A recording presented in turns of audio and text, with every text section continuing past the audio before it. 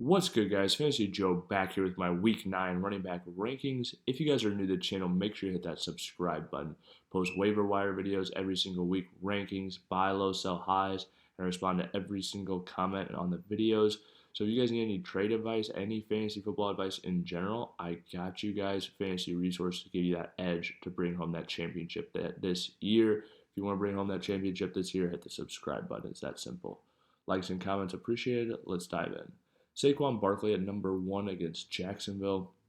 Really good matchup for Saquon. Expect that offense to thrive in that game. 2, Kyren Williams against Seattle. Good matchup for him. We just saw James Cook eviscerate them for the RB1 week. 3, Derrick Henry against Denver. Slightly tougher defense for Henry, but he's Derrick Henry, so you really don't care. 4, Bijan Robinson against Dallas. Bijan's been really solid these last few weeks.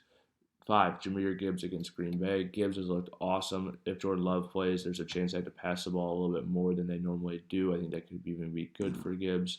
Jameson Williams is out. If they do have to throw the ball, I expect him to catch a few more passes.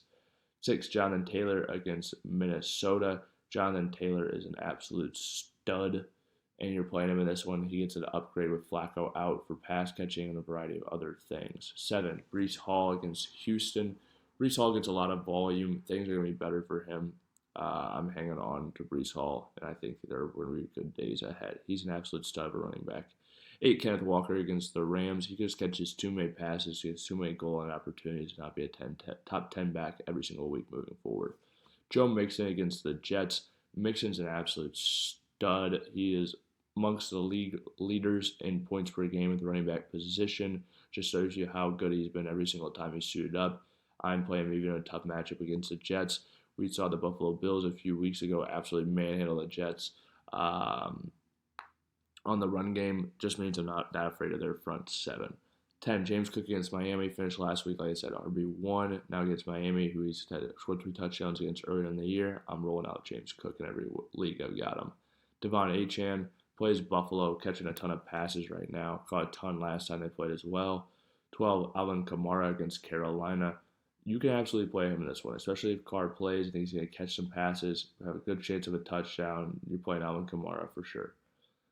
13, Aaron Jones against Indy. Jones got a lot of volume this last week. Not the best fantasy line, but he wasn't bad with his volume. Just didn't score touchdowns, didn't catch a ton of passes. But he's a guy who's going to have touchdowns in this offense, and he's going to catch passes moving forward. So I've got full confidence in him.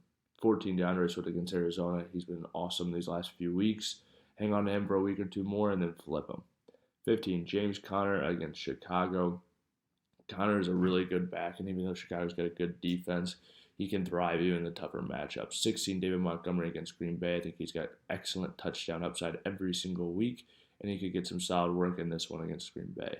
17, Kareem Hunt against Tampa Bay. Tough matchup for him, but the kind of volume he's getting in the goal line upside I think he possesses is still very high. Brian Robinson Jr. against the Giants, though, is a great play. The way that he's been playing, he scores a touchdown a lot of his games with this offense, so that increases the upside dramatically. And then Josh Jacobs against Detroit. If Jordan Love plays, it boosts the offense overall, which is good for Josh Jacobs. If Jordan Love doesn't play, it means they're going to run the ball a lot with Malik Willis at quarterback. So either way, I think there's a bump for Josh Jacobs. It's just how it happens. Chuba Hubbard against New Orleans. Their run defense has been awful. Chuba's been good. And I expect them to have Andy Dalton back at quarterback this week, which will boost things for them. Tony Pollard against New England. Pollard's looked really good this year. New England's been rough on defense. 22, J.K. Dobbins against Cleveland. Cleveland's front 7's been pretty good, and J.K. Dobbins' efficiency has been going down. He still receives a ton of volume, but that does worry me moving forward. 23, Ramondre Stevenson against Tennessee.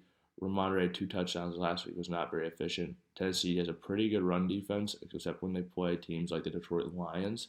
So keep an eye out on that one for the efficiency. New England definitely needs to figure something out how to run the ball. And Drake May is concussed, so I kind of feel like he's not going to come back to this next game, but we will see. Chase Brown against Vegas, great play. He's taking over that job slowly more and more every week, and you can definitely play him as an RB2 moving forward. Alright, if you guys have made it to this point in the video, please hit that like button and hit that subscribe button. If you have any questions or comments, drop them in the comment section down below. As always, this is Fantasy Joe. Thank you guys so much for watching, and I'll see you next time.